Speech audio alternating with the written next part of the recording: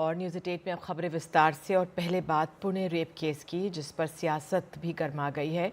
मंगलवार को हुए रेप की वारदात के बाद गुस्साए शिवसेना यूबीटी के कार्यकर्ताओं ने जमकर तोड़फोड़ की। तस्वीरें आपको पुणे के साबरगेट बस स्टैंड की हैं, जहां कार्यकर्ताओं ने जमकर तोड़फोड़ की, सरकारी संपत्ति को नुकसान पहुंचाया।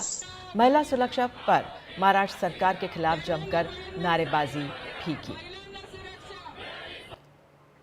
तो एक तरफ शिवसेना यूबीटी के कार्यकर्ताओं ने तोड़फोड़ की, तो दूसरी तरफ शरद पवार की एनसीपी के कार्यकर्ता भी गुस्से में सड़क पर उतर आए।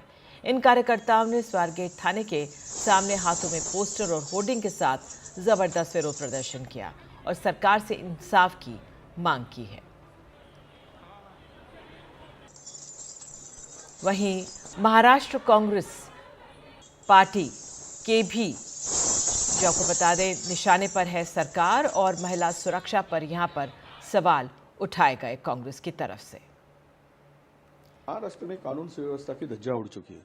क्या कर रहा है होम डिपार्टमेंट, क्या कर रहे हैं कि वहां की सीपी, हर तरफ पुणे में जिस तरह से घटना में बढ़ोतरी हो रही और महिलाओं के ऊपर अत्याचार हो रहा है, 20-20 सिक्योरिटी गार्ड होने के बाद भी ऐसी घटना घटती है, तो इसका अर्थ यही है कि कानून का धाक अभी गुनहगार के ऊपर रहा नहीं, ऐसे कृत्य करने वालों के ऊपर रहा नहीं। जो भी आरोपी हो, पुणे रेप केस में जो भी अत्याचार जिसने किया है, वो कोई भी हो, किसी का भी आदमी हो, उसको बख्शा नहीं जाएगा। उसको अरेस्ट होगी, उसको कड़ी कार्रवाई होगी। उसको मैं तो कहूंगा कि हमारे लाडली बहनों को, हम लोग ने लाडली बहन योजना किया, एसटी में 50% सहूलत दे दी, लेकिन ऐसे जो गुनाहगार है उनको बिल्कुल बख्शा नहीं जाएगा। उनको कड़ी से कड़ी सजा, फांसी तक की सजा देने की सरकार की भूमिका है। तो ये मामला मंगलवार का है, जब पुणे में पार्किंग में खड़ी एक सरकारी बस में महिला के साथ बलात्कार की वारदात हुई। जानकारी के मुताबिक स्वारगेट बस स्टैंड में खड़ी बस में 26 साल की महिला से दुष्कर्म हुआ। वारदात पुलिस स्टेशन से 100 मीटर की दूरी पर हुआ। सीसीटीवी फुटेज से आरोपी की पहचान हो गई है। आरोपी का नाम दत्तात्रेय रामदास है। आरोपी की गिरफ्तारी के लिए पुलिस ने 8 टीमें बनाई हैं। उनकी गिरफ्तारी के लिए लगातार छापेमारी की जा रही है। और अब बात झारखंड के हजारीबाग की, जब दो गुटों के बीच हिंसक झड़प हो गई। दोनों गुटों के बीच जमकर पथराव हुआ। इस घटना में लोग जख्मी भी हुए हैं। एक रिपोर्ट।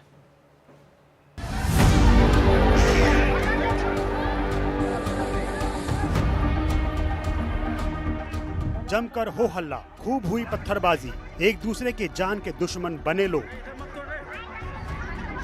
भारी संख्या में लोगों की मौजूदगी है। जोरदार बवाल का ये वीडियो झारखंड के हजारीबाग का है, जब दो समुदायों के बीच तनाव इतना बढ़ा कि मामला सड़क पर उतर आया। भारी संख्या में लोग सड़क पर उतरकर हाहाकार मचाने लगे और एक दूसरे पर पत्थर बरसाने लगे। ये वीडियो बुधवार का है, जब पूरा देश महाशिवरात्रि पर भक्ति में डूबा हुआ था, तो हजारीबाग के डुमरौन गांव में दो समुदाय आपस में ही भिड़ गए। कहीं पत्थरबाजी होती रही तो कहीं आगजनी। उपद्रवियों ने एक और बोलेरो गाड़ी, 6 बाइक, एक स्कूटी और साइकिल को आग के हवाले कर दिया। इस घटना में 10 से भी ज्यादा लोग बुरी तरह से जख्मी हो गए, जबकि 8 गाड़ियां जलकर खाक हो गईं। इस घटना के बाद मौके पर पहुंची पुलिस ने मामले को शांत तो करवा दिया, लेकिन तनाव बरकरार है। कौन थे वो उपद्रवी? पुलिस ने उनकी पहचान शुरू कर दी है और कार्रवाई कर रही है। हजारीबाग से विस्मय अलंकार की रिपोर्ट, एनडीटीवी इंडिया। और इस हिंसा के बाद सियासी घमासान मचा हुआ है। सत्ताधारी दल ने बीजेपी पर निशाना साधा है। मैं कहना चाहता हूँ ऐसे लोगों को, हजारीबाग के आसपास का जो एरिया है, मैंने एसपी को कहा है कि टैक्टफुली डील कीजिए।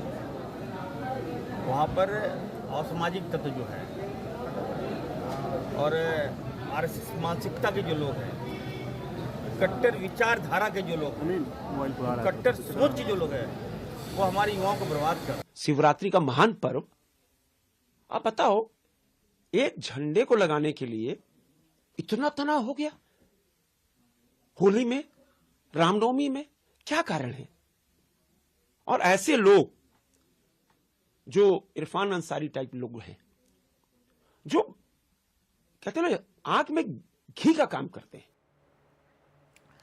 और अब खबर दिल्ली में स्थित दक्षिण एशिया विश्वविद्यालय की। यहाँ दो छात्र गुटों के बीच हिंसक झड़प का वीडियो सामने आया है। एक एसएफआई गुट का है तो दूसरा गुट भारतीय विद्यार्थी परिषद यानी एबीवीपी है। ये वीडियो बुधवार का है जब दोनों गुट एक दूसरे के सामने आ गए।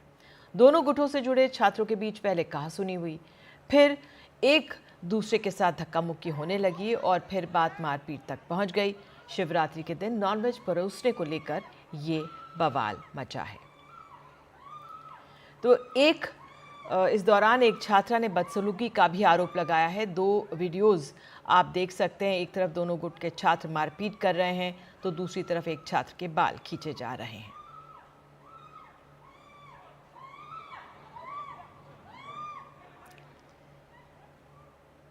तो क्या है ये मामला, आपको बताते हैं। एसएफआई का आरोप है कि एबीवीपी से जुड़े छात्रों ने महाशिवरात्रि पर यूनिवर्सिटी के मेस में नॉनवेज सर्व ना करने की मांग की थी।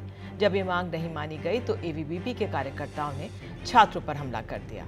आरोपों के जवाब में एबीवीपी का कहना है कि महाशिवरात्रि पर कई छात्रों ने व्रत रखा था।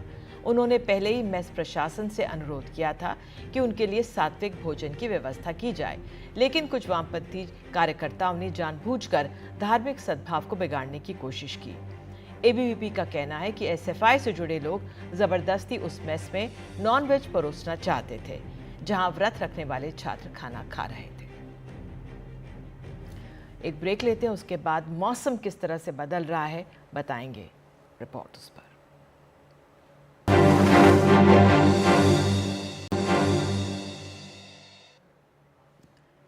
अब बात करते हैं मौसम की। उम्मीद की जा रही है कि कुछ ही दिनों में सर्दी खत्म हो जाएगी और गर्मी की शुरुआत होगी, लेकिन अचानक मौसम का मिजाज बदल गया है। एक रिपोर्ट।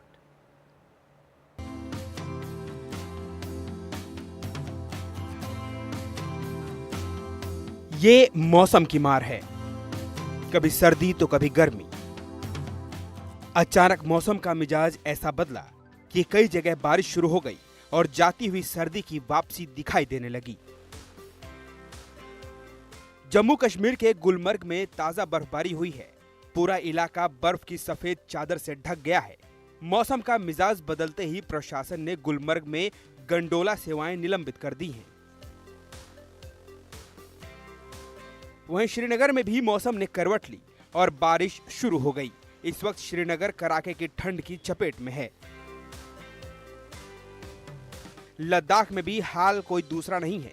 यहाँ भी भारी बर्फबारी हो रही है और चारों तरफ बर्फ की सफेद चादर बिछ गई है। उत्तराखंड के कई इलाकों में भी मौसम बदल गया है। हिमालयी क्षेत्रों में बर्फबारी तो निचले इलाकों में बारिश होने लगी है। रुद्रप्रयाग में बर्फ की सफेद चादर है। 2 दिनों से केदारनाथ, तुंगनाथ, मद महेश्वर धाम सहित दूसरे ऊंचाई वाले इलाकों में बर्फबारी हो रही है। मौसम वैज्ञानिकों ने अगले 3 दिनों के लिए येलो अलर्ट जारी किया है, जबकि हिमाचल प्रदेश के कई इलाकों में भी ऑरेंज अलर्ट है। लाहौल स्पीति में भारी बर्फबारी के चलते स्कूल और शैक्षणिक संस्थान बंद कर दिए गए हैं। Bureau report, NDTV India.